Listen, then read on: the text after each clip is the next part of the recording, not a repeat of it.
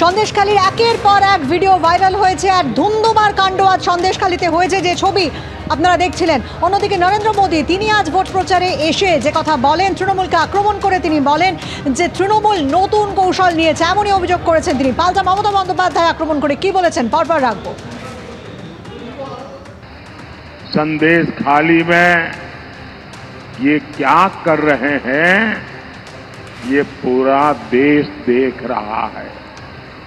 TMC Sandeshkhali में हर हथकंडा इस्तेमाल कर रही है, लेकिन मैं आप सभी को गारंटी देता हूं टीएमसी का कोई भी अत्याचारी टीएमसी का कोई भी अत्याचारी बच नहीं पाएगा। आगे निजेर दिके ताकिए देखुन সন্দেশখালী মা বোনদের সম্মান কিভাবে নষ্ট করেছেন টাকার বিনিময়ে। লজ্জা করে না যে মা বোনদের হেয় করে, অসম্মান করে, তার মুখ দিয়ে বড় বড় কথা শুনবার জন্য আমরা তৈরি নই। লজ্জা করে না? এখনো সন্দেশখালী নিয়ে মিথ্যে কথা বলে যাচ্ছেন। সন্দেশ তো আপনার জন্য অপেক্ষা করছে। রেজাল্টটা মিলিয়ে নেবেন, রেজাল্টটা মিলিয়ে নেবেন। সন্দেশ মানে হিন্দিতে বলে সন্দেশ, বাংলায় বলে মিষ্টি। संदेश होच्छे देश का खबर क्या है, मोदी जा रहा है, मोदी हार रहा है, मोदी विदाई ले रहा है।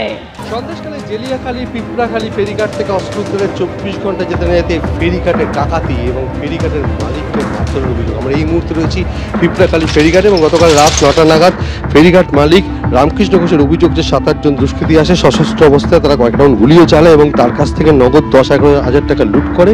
এবং রামকৃষ্ণ ঘোষের অভিযোগ এরা সকলেই বিজেপি কর্মী এবং তারাই লুট করেছে। এবং এই ঘটনায় সন্দেশখালী থানায় অভিযোগ দেওয়া হয়েছে। অভিযোগ পেয়ে ধর্মেন্দ্র সর্দার নামে এক অভিযুক্ত গ্রেপ্তার করেছে পুলিশ এবং এই ঘটনার জেরে এলাকায় যথেষ্ট উত্তেজনা ছড়িয়ে পড়ে। এই মুহূর্তে সন্দেশখালী থানার সামনে বিজেপির পক্ষ থেকে বিক্ষোভ দেখানো হচ্ছে। সেখানে রয়েছেন বসিরহাট সাংগঠনিক জেলা বিজেপির 2 ইনচার্জ শঙ্কর চট্টোপাধ্যায় এবং অর্চনা মজুমদার এবং তার পাশাপাশি বসিরহাটের বিজেপি প্রার্থী রেখা পাত্র রয়েছে। যেহেতু নির্বাচনের আগে যে একটা সন্ত্রাসের পরিবেশ তৈরি হয়েছে, তাদের অভিযোগ যে তৃণমূলের নেতৃত্বে সন্ত্রাস চলছে এবং দোষীদেরকে গ্রেপ্তার করতে হবে। এবং গতকাল অন্যায়ভাবে বিজেপি কর্মী ধর্মেন্দ্র সর্দারকে গ্রেপ্তার করা হয়েছে এবং তারই প্রতিবাদে এই মুহূর্তে বিক্ষোভ দেখাচ্ছে বিজেপি কর্মী সমর্থকরা।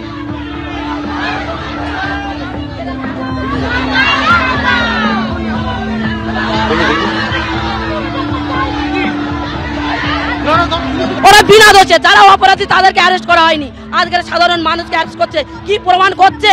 আজকে রাজ্যের পুলিশ রাতের অন্ধকারে 25 জন আন পোশাকে গিয়ে অত্যাচার করছে, দরজায় লাথি মারছে, তাদের বাড়িতে গিয়ে নোংরা ভাষায় গালাগালি দিচ্ছে।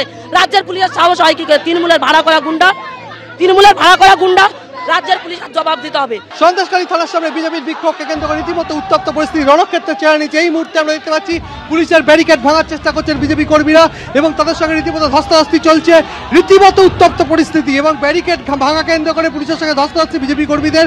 এবং সন্দেশখালীতে একাধিক ঘটনায় পুলিশের ভূমিকা নিয়ে তার প্রতিবাদে আজকে বিজেপি প্রার্থী রেখা পাত্রের নেতৃত্বে এবং অর্চনা মজুমদারের নেতৃত্বে একটা বিশাল কর্মী সমর্থকরা তারা এসে বিক্ষোভ দেখাতে যায়। তাদেরকে থানায় ঢুকতে বলা যায়, তারা প্রথমে থানার সামনে বসে পড়েন। এই মুহূর্তে তারা থানার সামনে বিক্ষোভ দেখাচ্ছেন এবং বিক্ষোভকে কেন্দ্র করে রীতিমতো উত্তপ্ত পরিস্থিতি হয়েছে।